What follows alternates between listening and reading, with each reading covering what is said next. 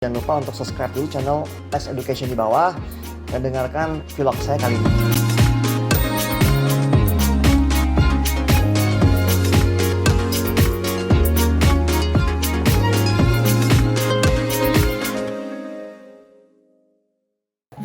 Jadi kita mulai pembahasan tentang hacker ya. Apa sebetulnya tujuan dari hacker tersebut?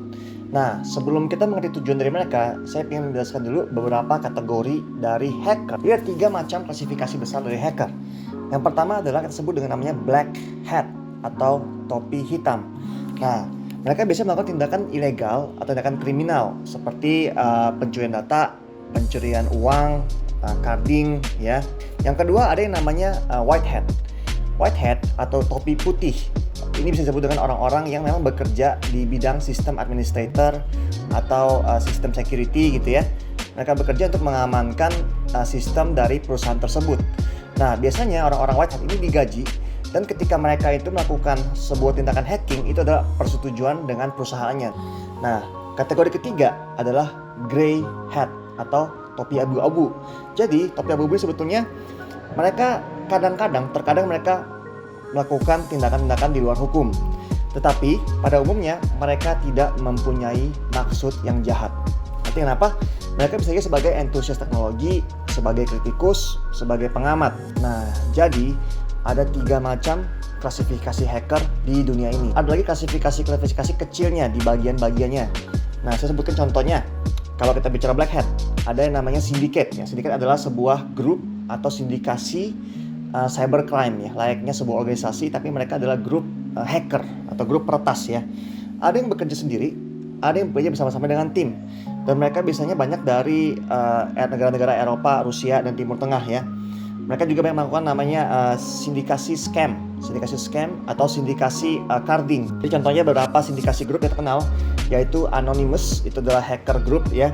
Ada juga namanya Lizard Squad, ada juga namanya Chaos Computer Club. Jadi ada berbagai macam klub dan sindikasi. Mereka biasanya bekerja di dalam tim ya. Tujuan mereka berbeda-beda. Ada tujuannya keuntungan atau uang, ada juga yang mencari pamor semata. Ada juga yang memang bersifat sosial, dalam arti sebuah gerakan-gerakan yang melawan pemerintah gitu ya. Ada juga yang bersifat politik seperti perang cyber yang sering saya dibaca-baca di komik dan juga di film fiksi antara negara Amerika dan Rusia ya. Ada juga yang memang benar-benar penjahat. Jadi mereka benar-benar untuk mencuri, merusak, menghancurkan, menjual data orang. Nah, sama dengan layaknya penjahat di dunia asli ya. Di dunia maya juga ada yang namanya polisi di dunia cyber. Polisi ini adalah under namanya polisi reserse. Jadi kalian tahu, pertama Kapolri itu membawahi banyak polisi daerah, Polda. Di setiap kantornya itu mereka mempunyai cabang-cabang ya. Ada yang divisi Intel, ada divisi Samapta, divisi lalu lintas, divisi lantas, ada juga namanya divisi reserse. Jadi kalau kita bicara divisi reserse, divisi cybercrime itu bekerja sama atau berada di dalam unit divisi reserse. Nah, sebetulnya mereka ini sudah cukup aktif guys di Indonesia, dan mungkin banyak yang belum tahu.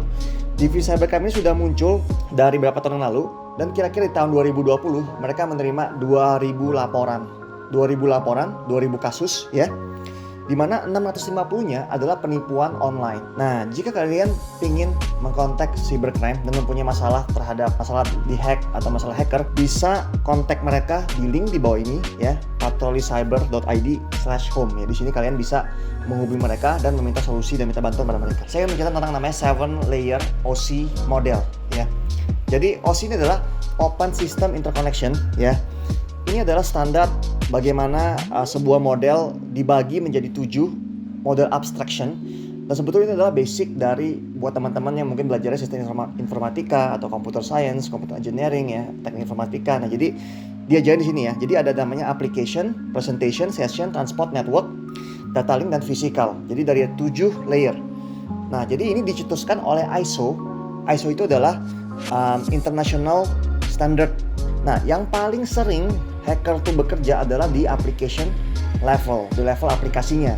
Jika ke bawahnya lagi, mereka bisa mengganggu di bagian masuk melalui sessionnya.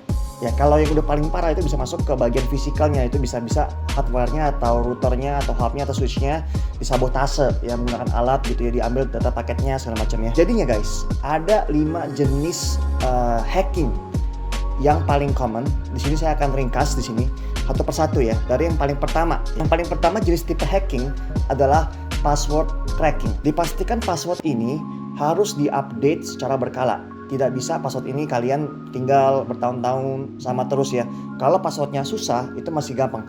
Kalau passwordnya gampang itu sangat mudah sekali untuk diretas. Jenis tipe hacking yang kedua adalah dengan melakukan phishing atau social engineering. Ini saya kasih contoh di sini. Di sini ada contohnya beberapa tipe-tipe tentang phishing ya. Seperti gambar ini, gambarnya gambar PayPal ya. Dari email dari PayPal, tulisannya respond required karena ada unusual activity gitu kan. Orang mikir, wah bener juga saya nggak login ke PayPal, kok tiba-tiba ada unusual activity gitu kan.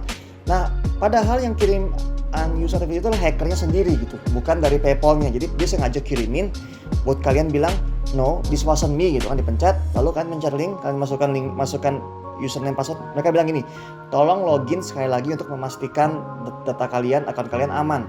Padahal itu adalah jebakan. Yang ketiga adalah tentang cara bagaimana hacker meretas, adalah tentang virus dan malware.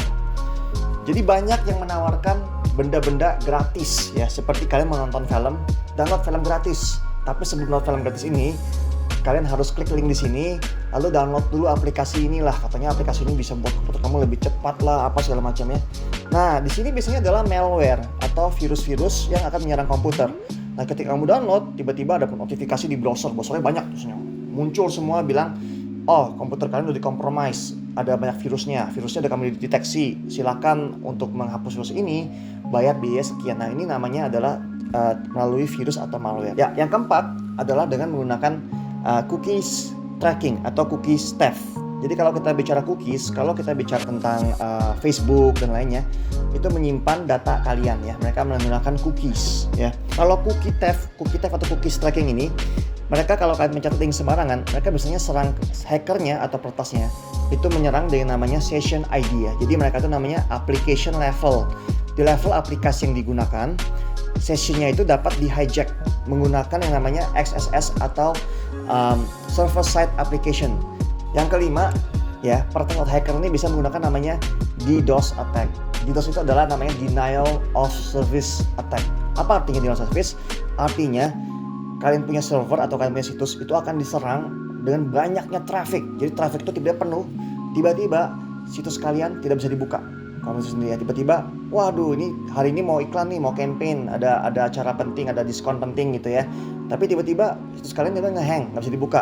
Nah, ini adalah DDoS attack. Denial of service tujuannya adalah mematikan akses ke server agar pengunjung kalian tidak bisa mengunjungin, dan biasanya hacker tersebut akan berkomunikasi dengan kalian. Mereka akan bilang, hai, kalau kalian pingin DDoS-nya berakhir, kalian pingin situsnya kembali lagi, silakan transfer duit ke rekening ini, atau mau damai begini-begini.